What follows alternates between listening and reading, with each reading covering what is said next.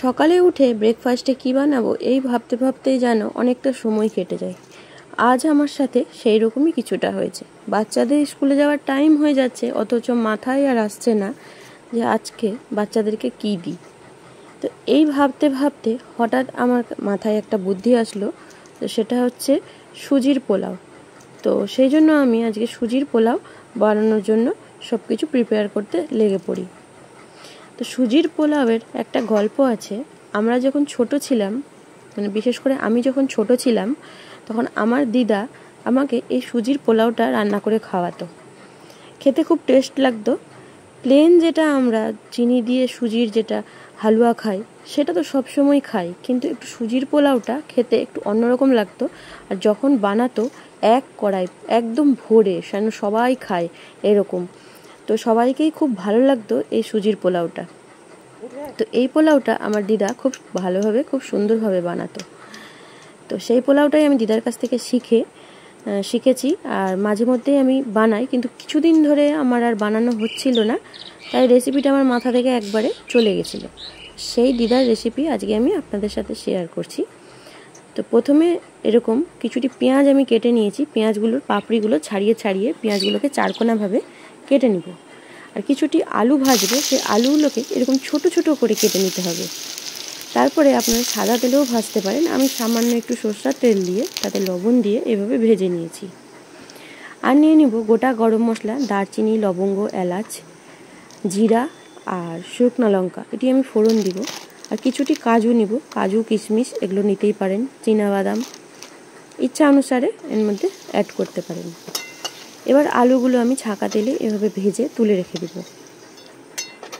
এবার সেই তেলের মধ্যে, যেহেতু পোলাও তাই তো এর মধ্যে ঘি পড়বে, ঘি ছাড়া তো এটা সম্পূর্ণ নয়। তো এর মধ্যে আমি সামান্য একটু ঘি অ্যাড করে যে গোটা গরম মশলা, তারপরে জিরা আর শুকনো লঙ্কাগুলো রেখেছিলাম সেটি ফোড়ন দিব। তার আগে যদি পারেন কাজুটাকে ভেজে তুলে রেখে দিবেন, তারপরে এই ফোড়নটা অ্যাড করবেন। আমি পরে থেকে কাজুটাকে ভেজেছি, তো আমি এইভাবে তুলে রেখে দিয়ে তারপরে বাকি পেঁয়াজগুলো যে কেটে রেখেছিলাম সেই পেঁয়াজগুলো ঢেলে দিব। এর মধ্যে কোনো মশলাপাতি কিচ্ছু দিতে হয় না, জাস্ট একদমই ইজি, খুব সুন্দর হয় খেতে। এভাবে সকালে আপনারা খুব সহজেই এটা বানিয়ে ফেলতে পারবেন।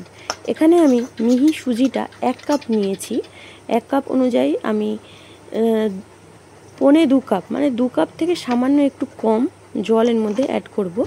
আর লবণ হলুদটা অল্প করে দিতে হবে, লবণ হলুদ বেশি দেওয়া যাবে না, ফলে লবণ বেশি হলে এর মধ্যে ভালো লাগবে না। আর যেহেতু এটা বাঙালিদের পোলাও, তো এর মধ্যে তো চিনি পড়বেই, সেই হিসাবে আমি এখানে 3 চামচ কি 4 চামচের মতন এখানে চিনিটা দিয়েছি। আপনারা যতটা মিষ্টি খাবেন সেই হিসাবে চিনিটা কম বেশি করে ঢেলে দিতে পারেন। এবার আমার সুজিটা যখন ভাজা হয়ে যাবে, একটু লাল লাল করে ভেজে নিতে হবে। ভাজতে গেলে এটা ঝরঝরা হয়, তো ভালো করে ভেজে নিয়ে তারপরে এর মধ্যে জল অ্যাড করে এটাকে নাড়াচাড়া করে নিতে হবে। যখন শুকিয়ে আসবে তারপরে এর মধ্যে চিনিটা অ্যাড করতে হবে। এখন আমার দেখা যায় যে মুদিখানার দোকানে দেখবেন যে একটা মোটা সুজিও পাওয়া যায়। সেই মোটা সুজিটা এনেও আপনারা এই পোলাওটা করতে পারেন, সেটাও কিন্তু খুব ভালো লাগবে খেতে।